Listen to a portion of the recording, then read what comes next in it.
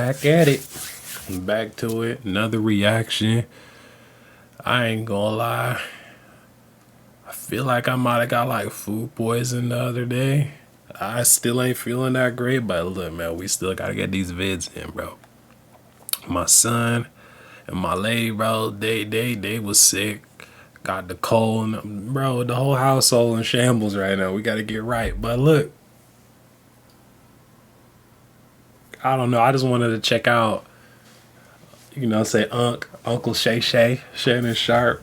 See what he talking about, man. So how good was Shannon Sharpe actually? Bro, a lot of y'all don't know. So this fool right here, one of the best tight ends to lace him up. The real shit.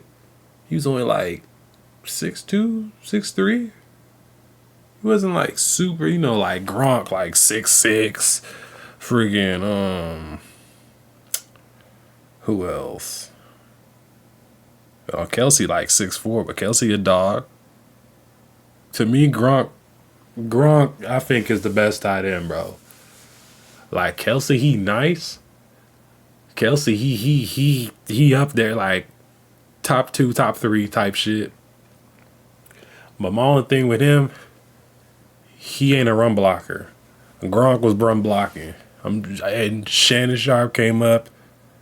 It used to be run first. It used to be a run first league. Now it's pass first. He came up during the run first era and shit. So I know he had to put his hand down in that turf, into that dirt, bro. But yeah, man, we about to see what Shannon talk about, man. And if y'all don't know, Sterling Sharpe, his brother, Hall of Fame receiver, played for the Packers. Come on, bro. You youngsters who think Shannon Sharpe is just a media personality, oh boy, are you wrong. And he played for the greatest dynasty in NFL history, the Baltimore Ravens. Simple. Hold on.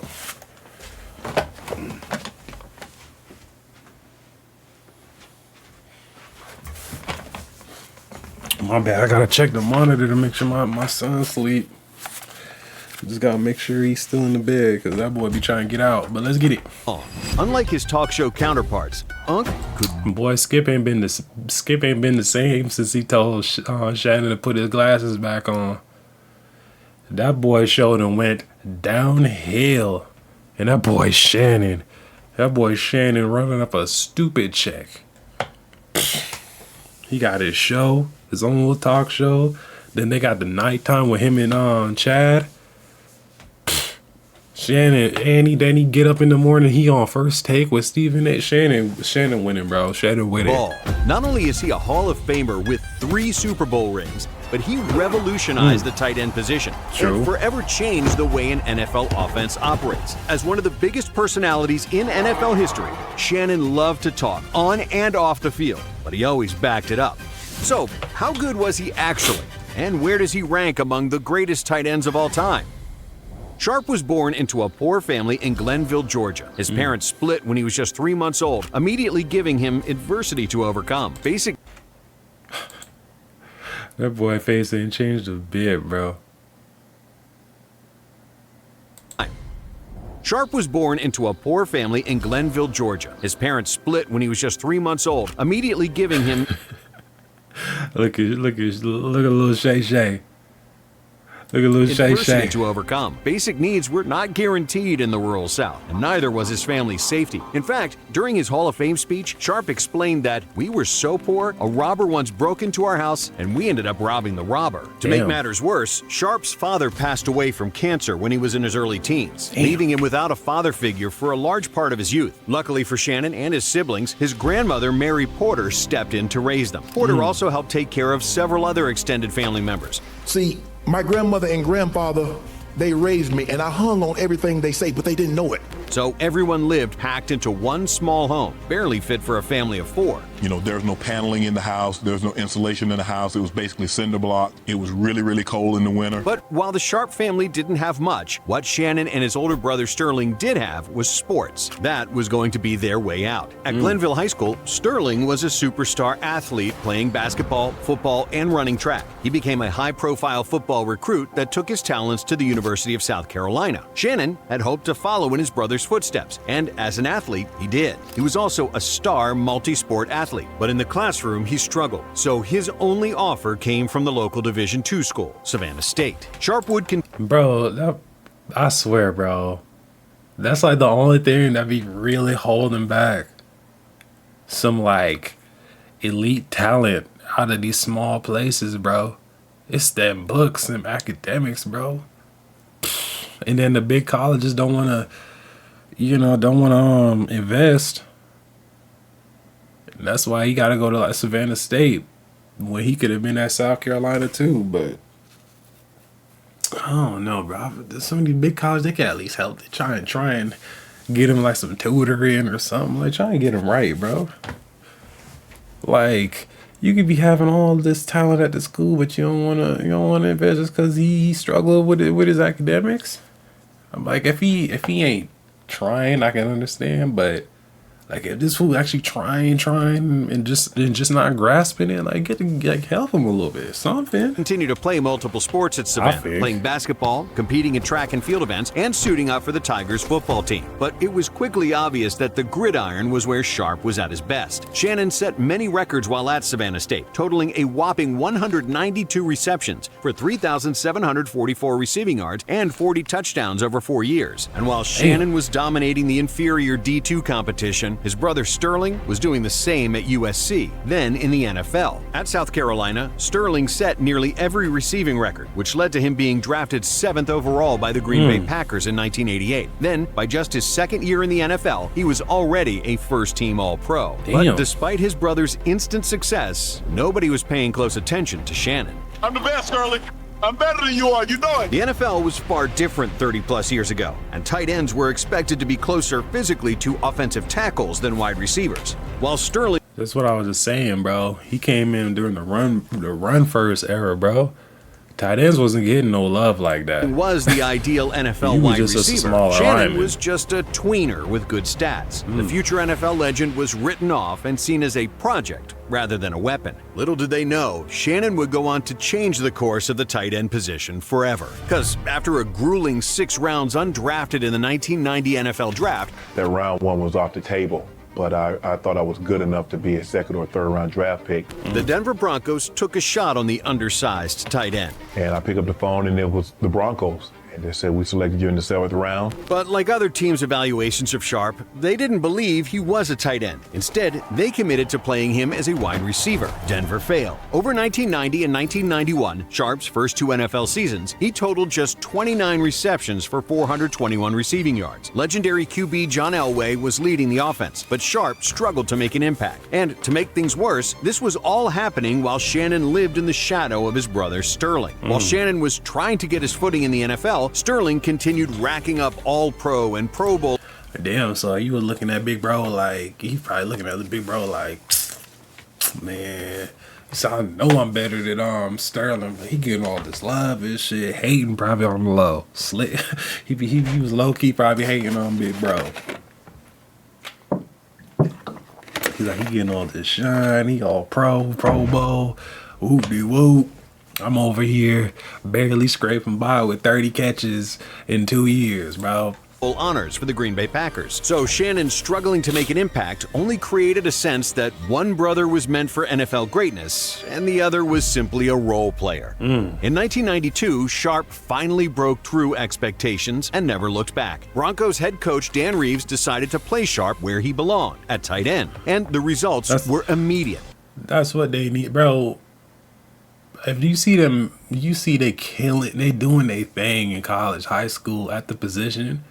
Why the hell when we get to the pros, you over here trying to switch me? Like how they be trying to do Lamar, talking about, oh, he's a running back, he's not a quarterback. Bro, shut the hell up.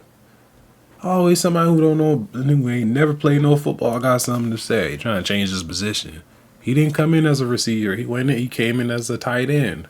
That's why he wasn't eating out there at receiver. Put him at tight end. He's matched up with the linebackers who aren't normally covering nobody moving like that. Then he eat. Come on, man. Sharpe exploded for 53 receptions and 640 receiving yards, which led all tight ends in the league. The Broncos had found something special. Of course, the other NFL teams had talented tight ends that were putting up numbers, but Denver had only scratched the surface of what Sharpe could become. In the 1993 season, Sharpe reached new heights again, and as his relationship with John Elway grew, so did his numbers. The Broncos tight end had a whopping 81 receptions for 995 yards and 9 touchdowns. For the first time, Sharpe was named first-team All-Pro. That's a special honor for any player, but it also marked the first and only time that Shannon was named to the squad during the same year as his brother Sterling. Shannon was no longer living in his brother's shadow. Instead, they were... He said Sterling was talking too much shit at Thanksgiving. He said, nah, I got to change this.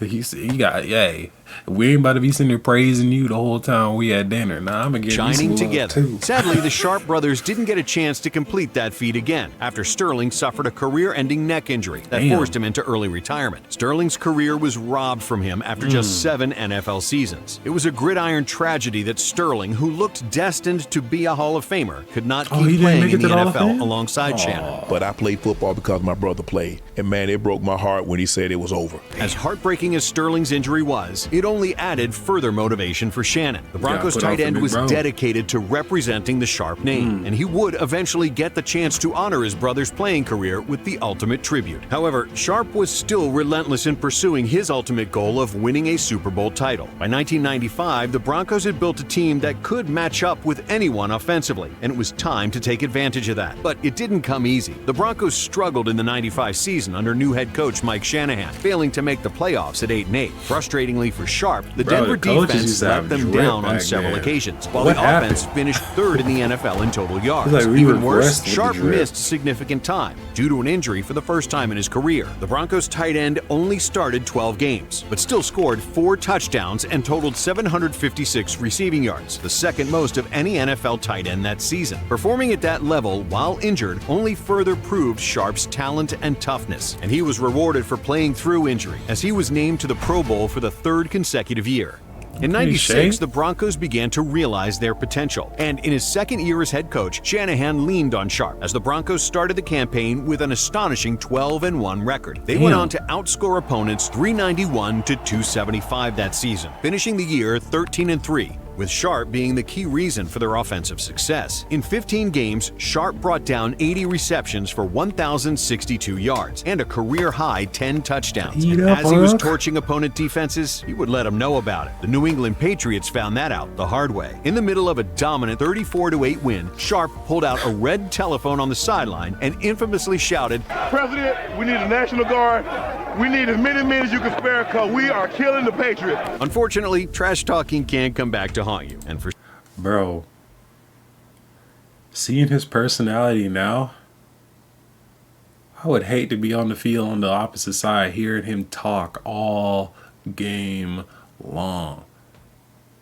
I know we all had probably played sports at some point during our lives, and there's always somebody out there that does not shut up. Like, oh my God, bro, you still talking? Like, be quiet for just 5 seconds, bro. Shit. He one of them boys. Sharpe that season, it did. While the Patriots would go on to play in the Super Bowl, Denver suffered a shocking 30-27 upset to the Jacksonville Jaguars in their first playoff game.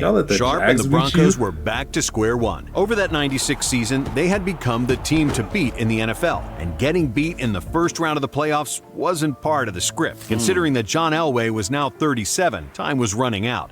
But after being humbled, the Broncos had a chip on their shoulder entering the 97 season. Denver won their opening 6 games, with Sharpe bringing down 18 receptions for 266 yards and a touchdown. Not a bad start, but the best was yet to come for the Broncos tight end. Over the next 10 games, Sharpe crossed the 80-yard mark 5 times. While he only reached the end zone 3 times in that regular season, his 1,107 receiving yards was truly incredible. In fact, no other tight end that season even came close to matching him. Sharpe Sharpe beat the next closest competitor by 320 yards. In terms of pure impact, his 15.3 yards per catch that season was vital to the Broncos' success. Bro, but Sharpe's goal catch wasn't to lead the NFL in various stats. It was to hoist the Lombardi Trophy. To do that, they would need to exercise the demons of the 96 season by beating the Jags in another postseason opener. And they did more than just beat them. Denver dominated Jacksonville in their postseason rematch, winning 42-17. Then in the AFC Championship game, they played against the Pittsburgh Steelers. Sharpe made multiple key receptions down the stretch in a close 24-21 win. Finally, after 8 seasons, Sharpe was playing for a ring. Years and years of struggle, success, and falling just short had culminated in the Super Bowl 32 bout against the Green Bay Packers. The Packers were the defending champs and the favorite, but the Broncos got hot early, jumping out to a 17-7 lead. Sharpe didn't get in the end zone, but Elway always looked to him as his security blanket, targeting Sharpe a team-high 5 times. In a Super Bowl classic, Denver and Green Bay traded blows before the game was tied at 24-all in the fourth quarter. That tie was broken with little time remaining as Terrell Davis reached the end zone for the Broncos at the 1:45 mark in the fourth quarter. Denver's defense held up on the following drive, and the Lombardi Trophy swapped hands to the Broncos. The narratives around John Elway finally reaching the top of the mountain dominated the national media, but Sharpe's journey deserved just as much press. A 7th-round pick out of Savannah State was now a Super Bowl champion, and Sharpe would finally get to honor the cut-short career. Bro, I don't know, bro. I feel like if you can ball, they gonna find you, bro. I feel like you ain't gotta be number 1 overall pick, top 10 pick, this and that to be successful. Cause it seems like majority of times those dudes don't do shit in the league, bro. Majority of the times they don't do nothing in the league, and then the best players be the 3rd, 4th round picks, 5th, 6th rounders, undrafted. Like, they hungry, bro. Those are the ones that are really hungry and they want it. I feel like when you get drafted in that 1st round, you like, oh, I'm good. I ain't gotta really, work as hard, go as hard. And he's like, I made it. I'm getting paid. When you in the later rounds, that's just not guaranteed, bro. So you really gotta fight. But I feel like if you can play, you gonna get found, bro. Real talk. His brother Sterling. Shannon gifted his Super Bowl ring to Sterling. And we're doing an interview with NBC, and we're sitting down talking. I was like, yeah, I'm gonna give him the Super Bowl ring. Some things are bigger than personal success, and the Sharpe brothers clearly understand that. But what do you do after you accomplish your ultimate goal of winning a Super Bowl? You do it again, and you do it in even more dominant fashion. After an impressive 12-4 regular season campaign in their first Super Bowl season, the Broncos followed that up with a 14-2 run in 1998. Denver dismantled their opponents, initially starting on a 13-0 streak to open the season. So much for the Super Bowl slump, huh? The stats were wild. Sharpe and the Broncos scored 31.3 points per game, establishing themselves as one of the most dynamic offenses in NFL history. In 18 total games played, Denver won 15 games by 2 scores or more, including all 3 of their playoff games. Sharpe didn't cross the 1,000-yard receiving mark, but he did reach 10 touchdowns for the 2nd time in his career. For a 3rd consecutive year, Sharpe was named a first-team All-Pro and a Pro Bowler. It was a storybook ending for Elway, who retired at the end of the season. I just can't compete at the level in this game that I want to compete at anymore. For Sharpe, that was a huge deal. The only quarterback he had ever really known in the NFL was gone, and now the Broncos had to... Hey, when you with your quarterback, bro, you don't know nothing else. You don't know nothing else because you know how the ball coming out. You know where he gonna throw it. You know his time, bro. You just... I know, bro. I know. Start again with someone new. And unfortunately for Sharpe, it just didn't pan out. He had multiple injuries in 1999, limiting him to just 5 total appearances. By the following offseason in 2000, the 4-time All-Pro was a free agent, and he was going to take his talents elsewhere. After 10 seasons in Denver, Sharpe joined a talented Baltimore Ravens team for the 2000 season. The Ravens boasted 2 legendary running backs in Jamal Lewis and Priest Holmes, but sorely lacked a downfield threat. So that's where Sharpe came in. Baltimore prided itself himself on its defense, but Sharpe took them to a new level on offense, and the numbers prove it. The veteran tight end led the entire squad in receiving yards and receiving touchdowns with 800. Bro, is it me or that's how the Ravens always been, bro? They stay with a good tight end. And the tight ends always be leading and receiving. What's his name? Okay, Shannon. Is it Todd Heap?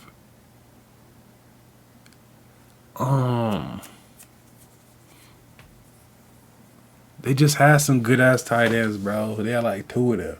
But now they got Mark Andrews likely coming up. But like, bro, the Ravens stay with a good ass tight end, 10 yards and 5 scores. The Ravens went from an 8-8 team in 1999 to a powerhouse that finished 12-4 in 2000. Somehow, that record didn't win the AFC Central due to the Tennessee Titans going 13-3. Sharpe and the Ravens would have the last laugh. To open the postseason, Baltimore dismantled Sharpe's former team. The Ravens beat the Broncos 21-3 as Sharpe exploded for 3 catches, 73 yards, and a touchdown. Now, Sharpe and Baltimore got their shot at the Titans in the divisional round. After a fairly close game to start, the Ravens broke the contest open in the fourth quarter to win 24-10. Sharpe only made 1 catch, but it was a monstrous 53-yard grab that was a huge momentum shifter for Baltimore. And that huge catch against the Titans was a foreshadowing of the AFC Championship clash with the Oakland Raiders. In a 16-3 victory, Sharpe made the most famous play of his career. First, catching a pass at the Ravens' 12-yard line, Sharpe ran all the way down the field for a 96-yard touchdown. It was the only touchdown in Baltimore's victory and the longest score of Sharpe's career. After 3 exceptional games, Sharpe had once again reached the Super Bowl. Sharpe made just 1 catch for 5 yards in the big game, but Baltimore defeated the New York Giants 34-7 for the team's first ever Super Bowl victory. Sharpe would spend one he's doing his blocking, bro. Doing his blocking. He playing his role. More season with the Ravens, going for 811 receiving yards and 2 touchdowns in 2001. He was named to his final Pro Bowl that season, marking his 8th appearance. The Ravens would not replicate their previous postseason success, losing in the divisional round. And it's painful as it is to say, Man, it's because we let the other teams have a little chance. That's all that is. they have a better We pulled a Jordan and retired real quick.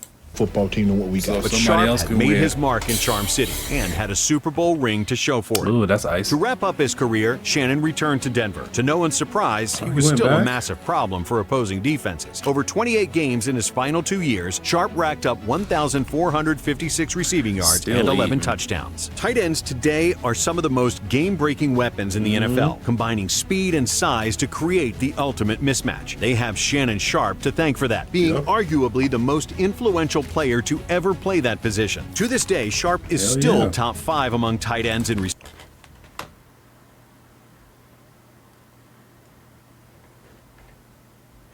receptions and receiving yards. He is, without a doubt, a top 5 tight end in NFL history. His legacy was cemented in 2011 when he was inducted into the Pro Football Hall of Fame. His presence on television and social media has made Sharpe more famous than ever. Even people who don't watch football know who he is, thanks to memes and clips of Sharpe doing his thing. But it's important to remember why he was put on TV in the first place. It's because he always has had the game to go along with the gab. For more of the best NFL content, be sure to like and subscribe. Also, check out some of our other videos. Craziest curses in the NFL. I'm about to check that shit. I'm about to check that one out.